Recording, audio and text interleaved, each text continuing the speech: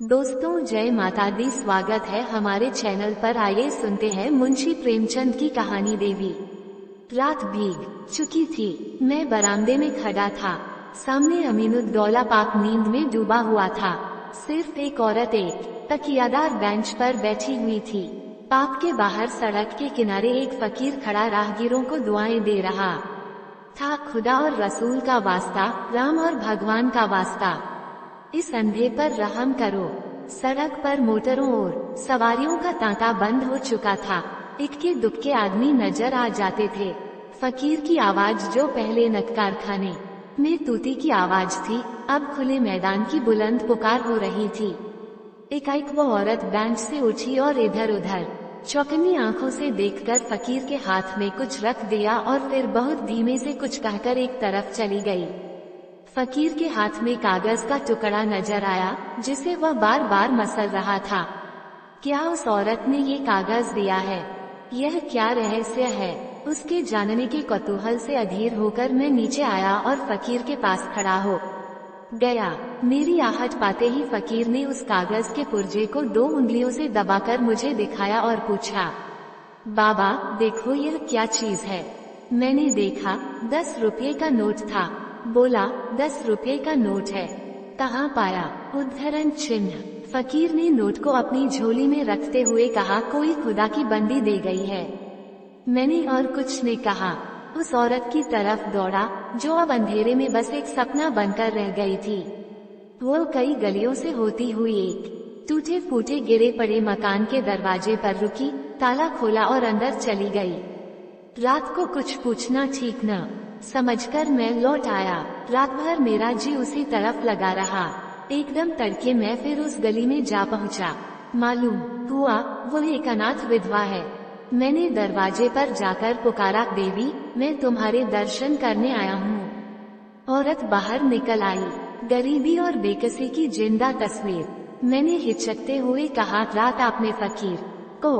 देवी ने बात काटते हुए कहा, अजी वह क्या बात थी? मुझे वह नोट पड़ा मिल गया था, मेरे किस काम का था? मैंने उस देवी के कदमों पर सिर झुका दिया।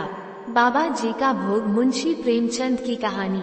रामधन अहीर के द्वार पर एक साधु आकर बोला, बच्चा तेरा कल्याण हो, कुछ साधु पर श्रद्धा कर। रामधन ने जाकर स्त्री से कहा, साधु द्वार पर आए हैं, उन्हें कुछ दे दे।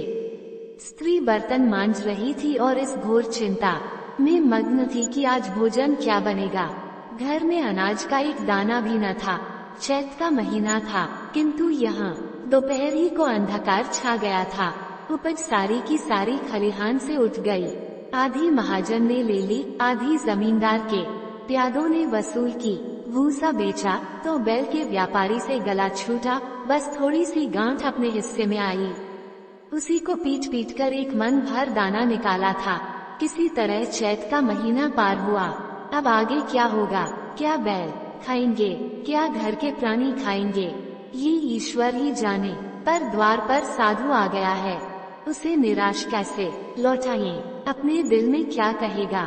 स्त्री ने कहा, क्या दे दूं? कुछ तो रहा नहीं। रामधन जा देख तो मटके में कुछ आटा वाटा मिल जाए तो ले आ। स्त्री ने कहा, मटके झाड़ पोंछकर तो कल ही चूल्हा जला था, क्या उसमें बरकत होगी? रामधन तो मुझसे तो यह न कहा जाएगा कि बाबा घर में कुछ नहीं है, किसी के घर से मांग ला। स्त्री जिससे लिया उसे देने की नौबत नहीं आई, अब और किस मुंह से मांगू? रामधन देवताओं के लिए कुछ अंगोवा निकाला है न, वही ला दे आऊं। स्त्री देवताओं की पूजा कहाँ से होगी? रामधन देवता मांगने तो नहीं आते, समाई होगी करना, न समाई हो न करना। स्त्री अरे तो कुछ अंगोवा भी पंसेरी 2 पंसेरी है, बहुत होगा तो आध सेर। इसके बाद क्या फिर कोई साधु न आएगा? उसे तो जवाब देना ही पड़ेगा। रामधन ये बला तो टलेगी, फिर देखी जाएगी। स्त्री झुंझलाकर उठी और एक छोटी सी हांडी उठा लाई, जिसमें मुश्किल से आध सेर आटा था। वो गेहूं का आटा बड़े यत्न से देवताओं के लिए रखा हुआ था। रामधन कुछ देर खड़ा सोचता रहा, तब आटा एक कटोरे में रखकर बाहर आया और साधु की झोली में डाल दिया। महात्मा ने आटा लेकर कहा, बच्चा अब तो साधु आज यही रमेंगे।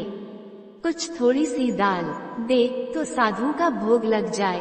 रामधन ने फिर आकर स्त्री से कहा। संयोग से दाल घर में थी। रामधन ने दाल, नमक, उपले जुटा दिए, फिर कुएं से पानी खींच लाया। साधु ने बड़ी विधि से बाटियां बनाई, दाल पकाई और आलू झोली में से निकालकर भरता बनाया। जब सब सामग्री तैयार हो गई तो रामधन से बोले, बच्चा, भगवान के भोग के लिए कौड़ी भर घी चाहिए। रसोई पवित्र न होगी तो भोग कैसे लगेगा? रामधन, बाबाजी, घी तो घर में न होगा।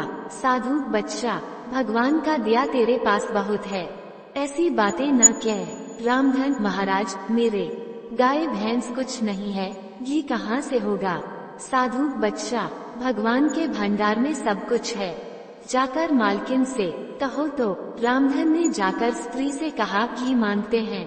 मांगने को भीख, पर घी बिना कौर नहीं धंसता। स्त्री, तो इसी दाल में से थोड़ी लेकर बनिए के यहाँ से ला दो। जब सब किया है तो इतने के लिए उन्हें क्यों नाराज करते हो? घी आ गया। साधु जी ने ठाकुर जी की पिंडी निकाली, घंटी बजाई और भोग लगाने बैठे। खूब तनकर खाया, फिर पेट पर हाथ फेरते हुए द्वार पर लेट गए। थाली, बटली और कलछुली रामधन घर में मांझने के लिए उठा ले गया। उस रात रामधन के घर चूल्हा नहीं जला, खाली दाल पकाकर ही पी ली। रामधन लेटा तो सोच रहा था, मुझसे तो यही अच्छे है। दोस्तों, वीडियो अच्छी लगी तो लाइक, कमेंट, सब्सक्राइब जरूर कर ले। वीडियो देखने के लिए धन्यवाद।